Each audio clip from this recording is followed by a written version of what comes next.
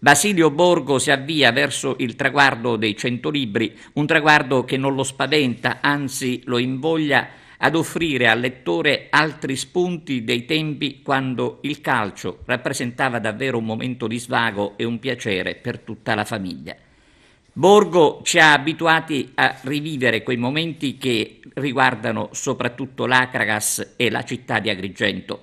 Purtroppo sappiamo che fine abbia fatto l'Acragas, ma è un discorso triste che forse è meglio non affrontare sempre.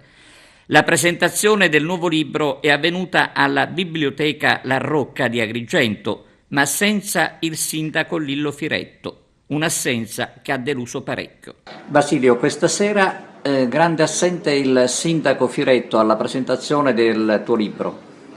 Ma veramente questa non l'ho capita, anche perché l'ha organizzata anche lui, insomma, perché infatti la sede della biblioteca è stata scelta da lui. Comunque, vabbè, comunque non poteva, abbiamo fatto lo stesso la presentazione spiegando i motivi del libro che diciamo viene da una mia battuta fatta con lui un paio d'anni fa, insomma, praticamente, e quindi comunque poi è andata bene lo stesso, per cui comunque buon per lui, d'altronde insomma. D'altronde è uno dei tanti miei libri che è il 24esimo, siamo a un terzo del cammino. Quindi siamo a quale numero? Siamo al 24esimo libro e quindi siamo a un terzo quasi del cammino e quindi siamo, diciamo, siamo sulla buona via per arrivare a quota 100 come tu mi avevi pronosticato.